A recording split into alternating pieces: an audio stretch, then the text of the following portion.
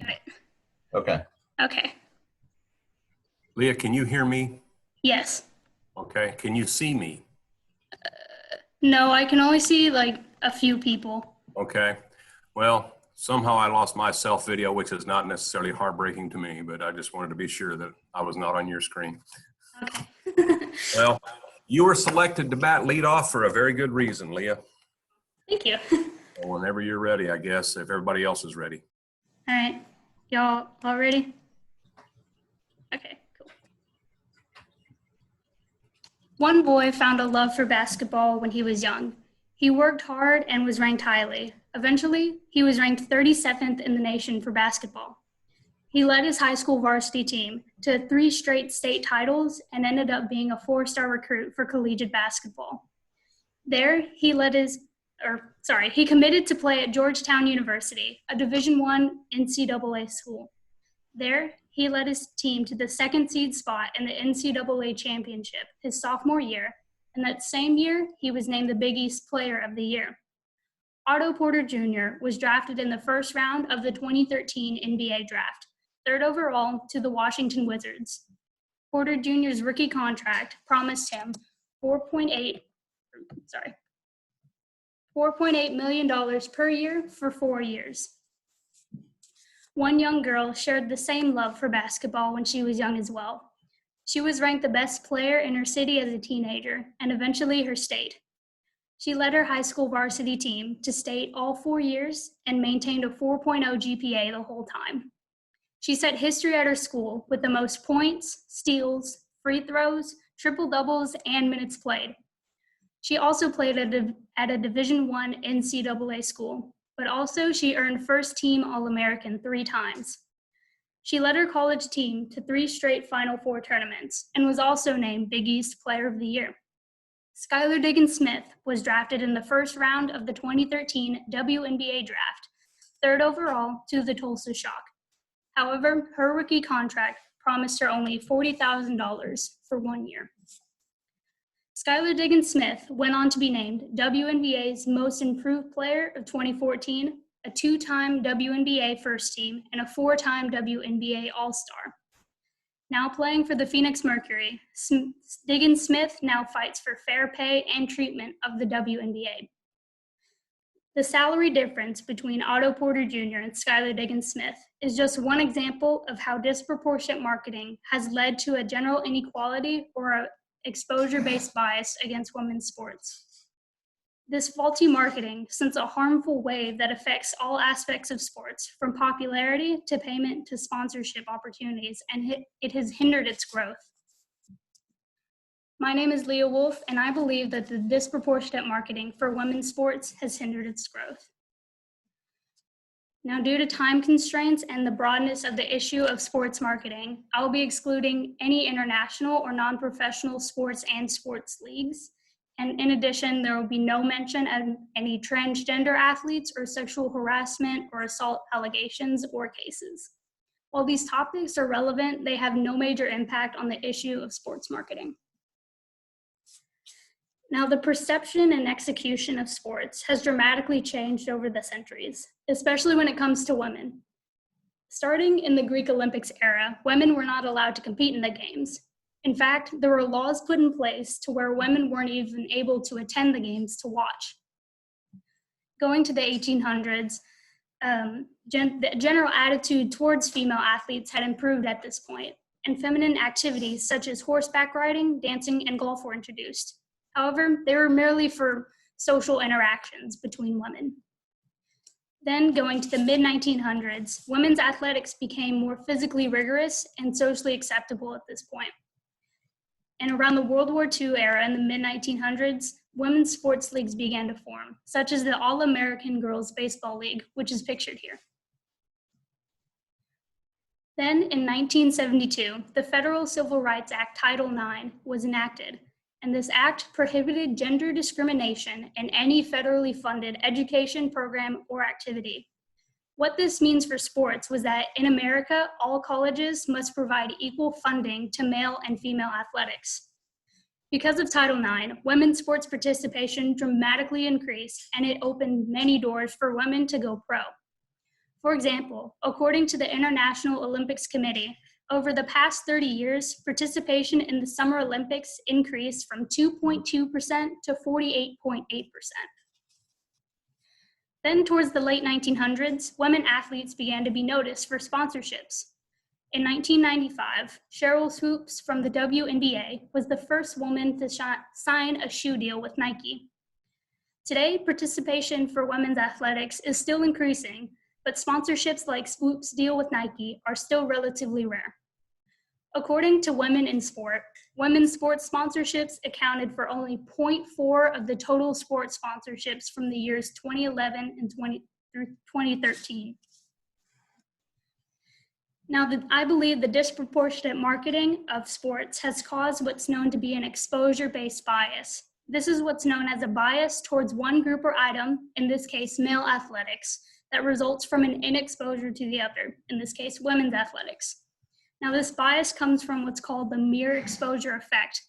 According to the American Psychology Association, this is the finding that individuals show an increased preference for a stimulus as a consequence of repeated exposure to that stimulus.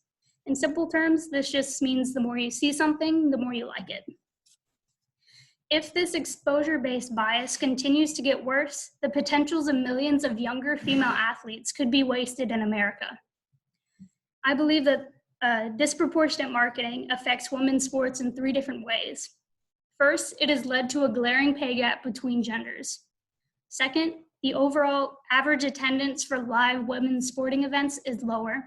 And lastly, it has led to a biased attitude towards women's sports. Now, there is a pay gap across all professional sports. However, I'll be only mentioning women's tennis, basketball, and soccer today. Tennis is actually one of the most gender-equal sports out there, as both genders hold large fan bases and generate similar amounts of revenue. Professional tennis is also one of the only sports that holds equal prize money for both genders. However, there is still a piece missing. There is a payment gap, for professional tennis players. According to the New York Times, women's professional tennis players earn 80 cents for every $1 a man earns, which leads to an annual pay gap of $124,000 per player. Moving to basketball, the NBA has marked itself as one of the top sports leagues in the world. However, the WNBA has not yet shared the same success. In the league's early years, a large pay gap was understandable due to the league's infancy, but now 24 years old, fair pay for WNBA players should be expected. Now, the WNBA's CBA, or collective bargaining agreement, which is basically a budget for the WNBA for the next few years. Up until 2020, only 20% of the WNBA's revenue was set aside for player salaries, according to the World Sport Network.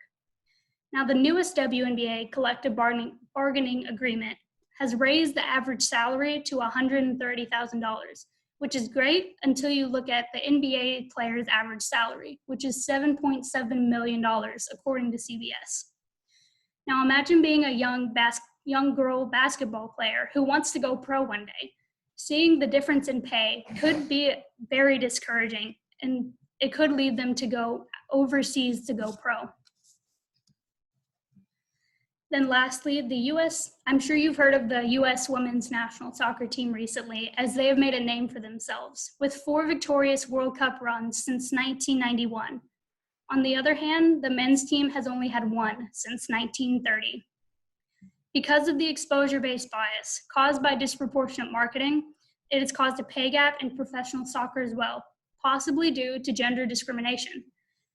And according to the New York Times, last fall, the U.S. women's national soccer team filed a class action gender discrimination lawsuit against the United States Soccer Federation.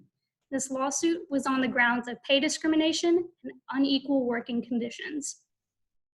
Now, this $67 million lawsuit should be a red flag to sports fans and sponsors alike, because a team that's already proved themselves with success should not have to work even further just to fight for fair or equal pay. Now, some still believe that marketing will not be enough to help women athletes get fair pay. according to an article titled 5 Good Reasons Why Women in Sport Don't Deserve Equal Pay. Because women are not exciting or athletic as men on the sports field, they are not valuable to audiences or sponsors, and therefore they will never draw enough revenue to warrant fair or equal pay. Now, I believe this line of thinking is caused by the mirror exposure effect, because whenever you open up a newspaper or look on your TV or social media, when you see ads, sponsorships, and social media posts concerning athletics, it's most likely going to be a male. In addition to this, a Vice media correspondent believes that the appeal of most sports is heavily dependent on skill rather than just brute strength. Now, this boring and unathletic stereotype for women in sports in America has started to be broken recently, but it needs to continue.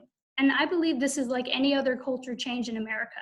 With time and exposure, equal support for women's sports will normalize. Now, like I've already said, the mirror exposure effect means that interest is directly affected by familiarity.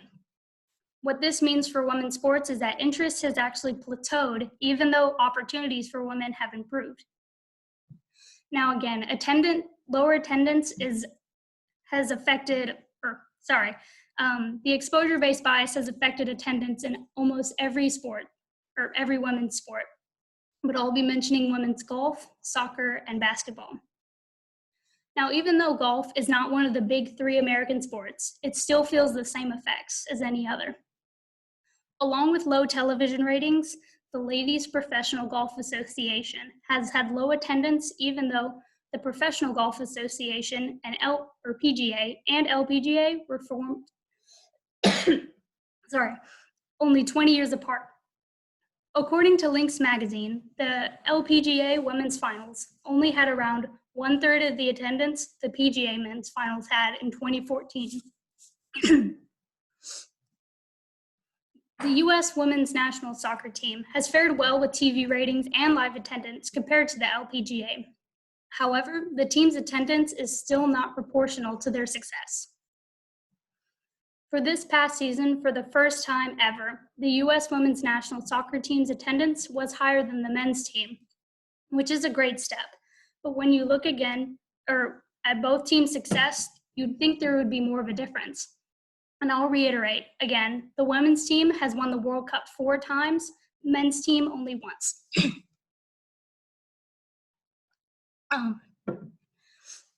So according to the World Soccer Talk, this year, the U.S. women's national soccer team had only 8% greater attendance than the men's team. Even though the women's soccer team has proved themselves with success in the FIFA World Cup, the exposure-based bias has prevented them success in ticket sales. In addition to these statistics for golf and soccer, I've actually done a small self-study that's looked to see if there is a correlation, not necessarily causation, between newspaper coverage and average attendance for WNBA games by team. The first step I took was that I ranked teams from 12 to 1, 12 being the highest for these purposes, and you'll see on the graph in a second, on attendance for the 2019 season. For example, the LA Sparks, you'll see, is ranked 12 with the average attendance of 11,307 people, and the New York Liberty being the lowest, with only 2,239 people.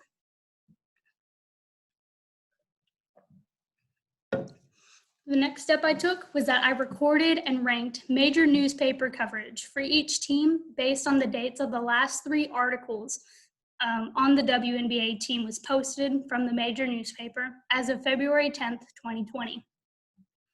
For example, the Phoenix Mercury had one of the best coverages across the WNBA from the Arizona Republic, which the last 3 articles published about the Phoenix Mercury were on February 8th, January 28th, and January 16th of 2020.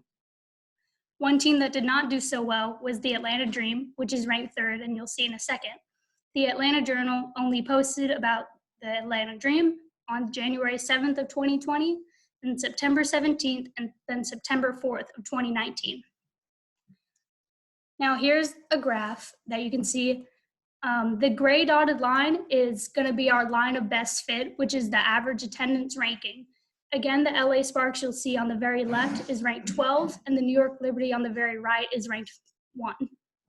Now, the blue dots are going to be your average coverage ranking for each team. So the closer the blue dot or ranking is to the average attendance ranking, which is the gray line, this means that there is a correlation between coverage and attendance. Now, I found that 2/3 of teams showed a correlation between coverage and attendance, and this is because the rankings for coverage and attendance stayed within 3 spots of each other, and those 6 teams are underlined in red here. So another phenomena I found in this was that consistent coverage was not given to teams with higher standings. For example, the Washington Mystics, which were the 2019 WNBA champions, were not given very much coverage by the Washington Post at all. This may be because the Washington Post is a very large newspaper and covers a broad amount of topics, but still, this team was the 2019 WNBA champions. Now, even though it is clear that attendance for women's sports isn't proportional to their revenue or success, and that there is a correlation between coverage and attendance, some still think women's sports is unsavable. According to 2 correspondents from the Federalist and Medium.com, women's sports is, and I quote, boring, unwatchable, and a slower, weaker version of men's game, and therefore, fans will never show equal support and show up to women's games. However, one Guardian correspondent responded with this. She believes recognizing differences should not take away from an athlete's greatness.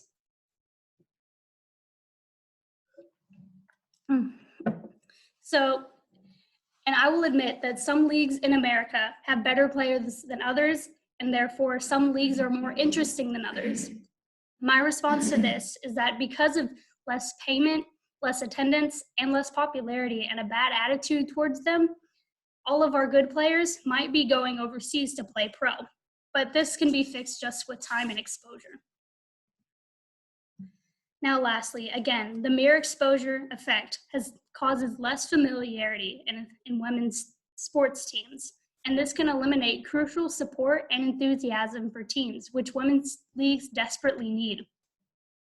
The exposure-based bias has caused a general bad attitude involving place stereotypes and bland, unfair commentary against women's sports. First, a massive 25-year-long study called It's Due Time, where 3 researchers observed ESPN Sports Center and 3 local Los Angeles sport networks. Since the study's start in 1989, coverage of women's athletics fell from 5% to 3.2% in 2014. Now, this average of around 4% of covered media that was set aside for women's sports, the researchers also found that it was delivered in a matter-of-fact style or a bland but respectful style. The researchers came to these conclusions from tone, vocabulary, and the length of segments on women's sports. Here's what one researcher commented. She said, however, we found that men's sports were presented with far more enthusiasm and excitement. The commentators consistently deploying vocal inflections, high volume excitement, and evocative descriptors. Listening to commentators describe a women's sport event was usually like hearing someone deliver a boring afterthought with an obvious lack of enthusiasm. The attitude of commentators can easily rub off onto sports fans and cause either a prejudice or a biased attitude, which could possibly be unintentional, but still all the same effective. Now, being a young sports player and seeing or hearing these commentators, this could be discouraging to players, not encouraging or discouraging them from doing sports at all. Now, lastly, in the Sport Journal in 2017, there was a study published titled Exposure to Women's Sports, Changing Attitudes Towards Female Athletes. This study performed an intervention in randomized group of college students. These college students, sports fans or not, watched highlights of women's sports for 4 weeks, and every week they filled out a questionnaire that measured prejudice and interest. After only 3 weeks of exposure, there was a significant improvement in prejudice. Interest was not affected as much, however, but the researcher admitted that it would have been better if they could see live women's sporting events rather than mere highlight reels. Even though this study was small and not every outcome was positive, it still showed that there is a bias or prejudice against women's sports, but also that it can be easily fixed just with exposure.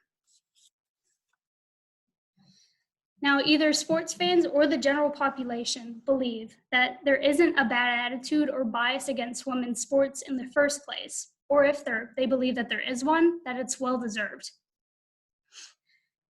A Nielsen study in 2018 said that 84% of the general population is interested in women's sports, so therefore there can't be a bad attitude against it.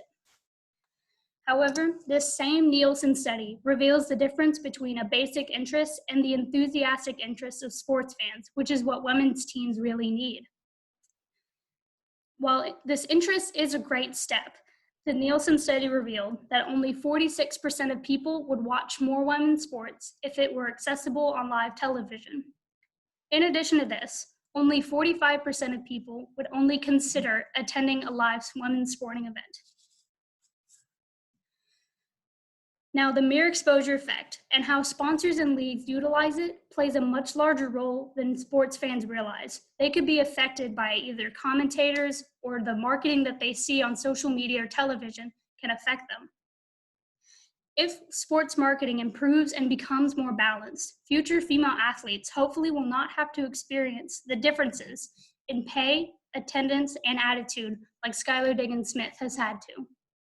Hopefully, in time and with more exposure, the exposure-based bias against women's sports will diminish. Lisa M. Borders, the former president of the WNBA, spoke well on the topic of marketing for her league, but of course, her quote can apply to any women's sports league. She says, "People have to know there's a team in their market. They have to know it's affordable family entertainment. There is no reason why people shouldn't know that a WNBA game or any women's sports game is being played." Thank you. All right, any questions? Great presentation.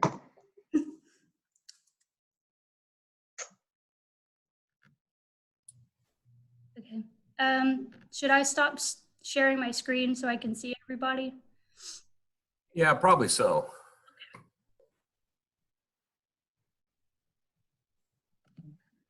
There we go. Can you hear me, Leah? Yes. I don't, for some reason I've disappeared, so I don't know if you can see me or not, but I can see you. okay. I thought it was first of all, I think it was a very strong presentation. You made almost an esoteric or cerebral argument out of this gender issue. What does that mean? You approached this from it wasn't an emotional based argument. And you kind of took a different spin on this thing, and I appreciated that. And you made an interesting comment somewhere deep in the presentation that what we're seeing is very similar to other gender issues, be it women's suffrage, and you didn't mention suffrage in particular, but this is kind of the same issue now being played out in a different arena. Is that sort of where you landed on this topic?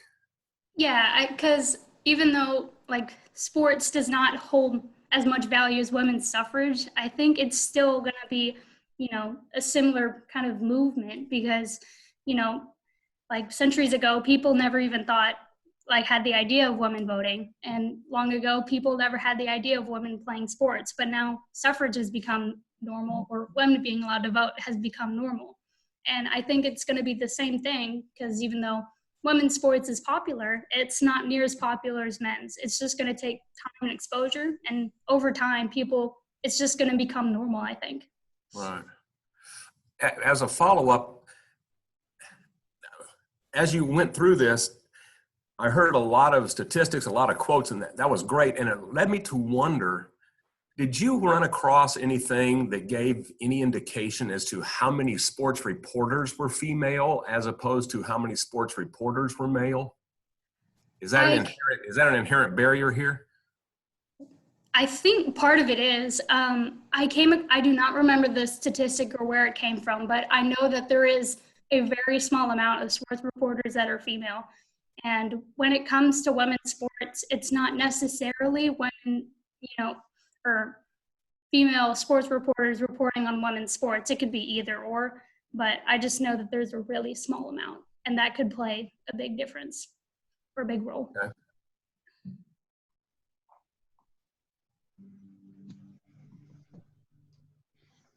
Leah, did you you mentioned that the Washington Mystics were when they won their championship, they weren't covered much by the Washington Post. Were they covered? Was there any kind of major coverage with them from like Sports Illustrated, ESPN, Bleacher Report, kind of the major sports outlets? Well, I'm going to be honest, when I did my study, I only looked at the newspapers that were closest to that team. So I didn't look at ESPN or Sports Center. I'm sure they obviously covered them because I know ESPN has like a specific women's channel. So they probably covered a lot about that. I didn't look at the large ones. I just looked at the local ones that are closest to the team's city or states. Yeah. Just my own observation. I think that it sounds like ESPN and different people are trying to be, have an open mind in this area. But well, and the reason why I think that is because they've had some female sportscasters and at male events and they do. It seems like they do different things like that. They highlight women's sports. They talk about these kinds of issues, of course, with the soccer team and things like that. But as far as broadcasting, back whenever they were airing sports events, you would have in 1 week, you would have 8 to 10 men's basketball games throughout the week, and you wouldn't see one woman's game being scheduled on ESPN, from 7 o'clock or later. So do you see a kind of a contradiction, or did you come across any kind of hypocrisy for people claiming to want to have, kind of this equal playing field, so to speak, but then in practice, they're not following through? I think a lot of the major sports networks do that. I haven't looked into ESPN a lot, but I know that ESPN, they say they've devoted part of their channels to women, and they say they're trying to promote it, but this coverage is still not equal, even though they may be posting articles and stuff online.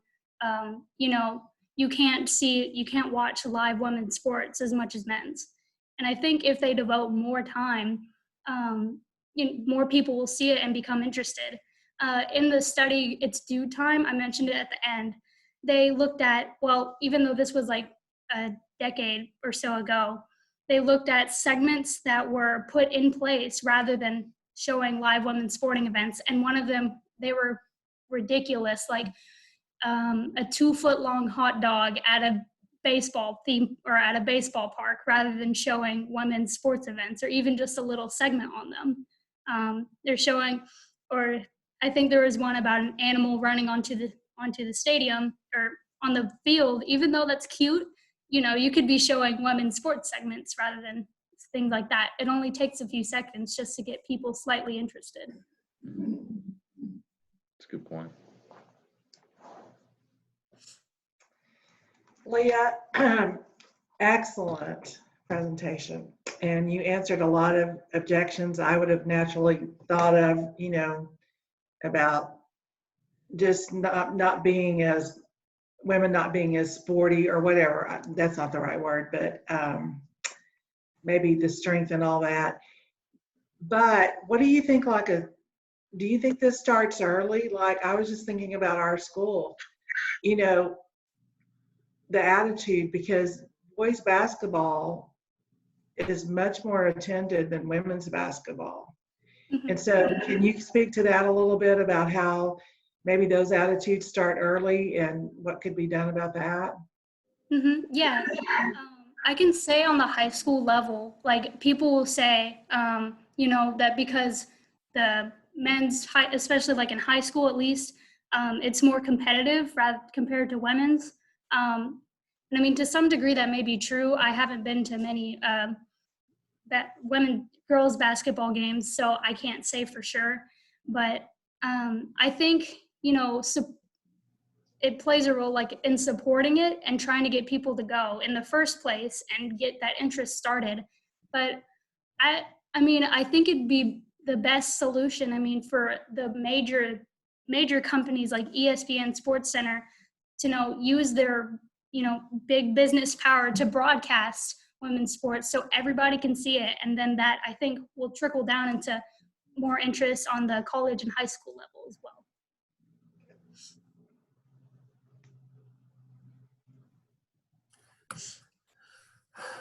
Well, Leah, again, very, very strong. I've really liked the way you've approached this topic from the very start. It's very unique, a very unique perspective, taking it from the marketing perspective as opposed to just gender inequality. Very strong. If there's no more questions, you can enjoy the rest of the day, Leah. Cool. Thanks so much. Enjoyed it tremendously. Yeah, All thank right, you. good job, Leah. Good job. Great job, Leah. Thank you.